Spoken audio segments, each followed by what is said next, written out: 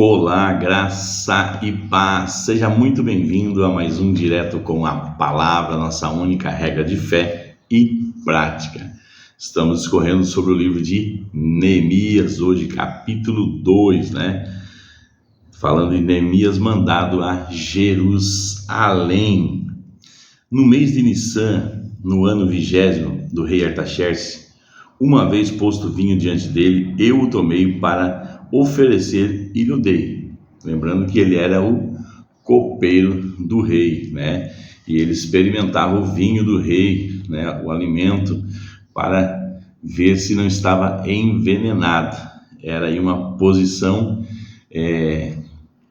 de muita responsabilidade, de alto risco para a sua própria vida, Mas o rei o tinha por perto. E diz, e eu nunca antes estivera triste diante dele, ou seja, diante do rei Artaxerxes. O rei me disse: por que está triste com o teu rosto, se não estás doente? Tem de ser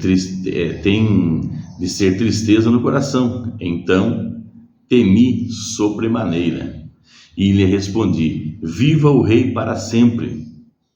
Como não estarei triste o rosto, se a cidade onde os sepulcros de meus pais está assolada e tem as portas consumidas pelo fogo? Disse-me o rei: que me pedes agora? Então orei ao Deus dos céus e disse ao rei: se é do agrado do rei e se o teu servo achar mercê em sua presença, peço que te me envies ajudar a cidade dos sepulcros dos meus pais, para que eu a reedifique. Então o rei, estando com a rainha assentado junto dele, disse: quanto durará a tua ausência? Quando voltarás? Aprouve ao rei enviar-me e marquei certo prazo.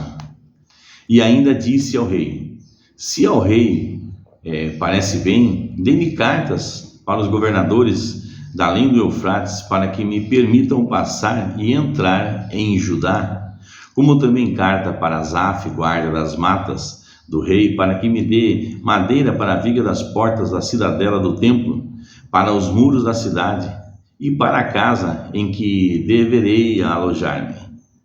E o rei mas deu, porque a boa mão do meu Deus era comigo, aleluia. Então fui aos governadores da além do Eufrates e lhe entreguei as cartas do rei. Ora, o rei tinha enviado comigo oficiais do exército e cavalheiros. Disto ficaram sabendo Sanbalate, o horonita, e Tobias, o servo amonita, e muito lhes desagradou que alguém viesse a procurar o bem dos filhos de Israel. Cheguei a Jerusalém, onde estive 3 dias. Então à noite me levantei e uns poucos homens comigo. Não declarei a ninguém o que meu Deus me pusera no coração para fazer em Jerusalém. Não havia comigo animal algum senão o que eu montava. De noite saí pela porta do vale, para o lado da fonte do dragão e para a porta do monturo, e contemplei os muros de Jerusalém que estavam assolados, cujas portas tinham sido consumidas pelo fogo. Passei a porta da fonte e o açude do rei, mas não havia lugar por onde passasse o animal em que eu montava. Subi à noite pelo ribeiro e contemplei ainda os muros. Voltei e entrei pela porta do vale e tornei para casa. Não sabia os magistrados onde eu fora nem o que fazia, pois até aqui não havia eu declarado coisa alguma nem aos judeus, nem aos sacerdotes, nem aos nobres, nem aos magistrados, nem aos mais que faziam a obra. Então lhes disse: estais vendo a miséria em que estamos?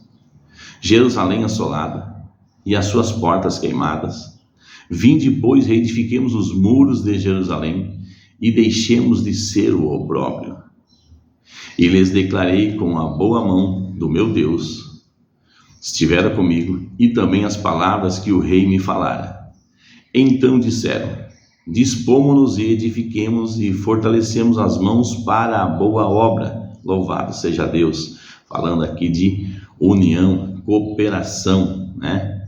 Porém, Sanbalate, o horonita, e Tobias, o servo amonita, e Gesem, o arábio, quando o souberam, zombaram de nós e nos desprezaram.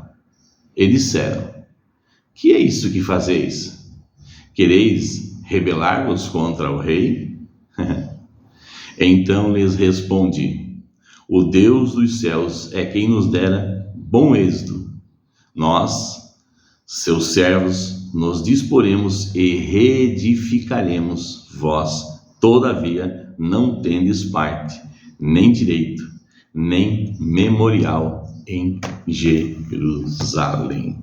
Meu Rei da Glória, Deus ouve as nossas orações. Aqui o rei perguntou para ele: o que pedis? E nosso Deus que está no céu também diz: o que queres que eu te faça? As nossas orações precisam ser pontuais. Precisamos conversar com Deus especificamente qual é o intuito do nosso coração. Embora Ele já sabe, mas nós precisamos declarar e precisamos estar dispostos. E além de estarmos dispostos, precisamos estar comprometidos em ouvir a voz do Senhor e saber quando falar e quando se calar. Amém, amados? Louvado seja Deus. Quem tem ouvidos, ouça o que a palavra está falando à igreja. Pai, obrigado pela tua palavra. Eu declaro que eu me submeto a ela, que eu estou disposto e comprometido, Pai, em fazer a tua vontade. Que essa pessoa que está acompanhando comigo, Senhor, possa ter em seu coração o mesmo propósito, que é te louvar, te adorar e fazer a tua vontade em todo o tempo, independente de qualquer circunstância, em nome de Jesus. Amém. Abraço, meus amigos, e abraço aí aos nossos amiguinhos.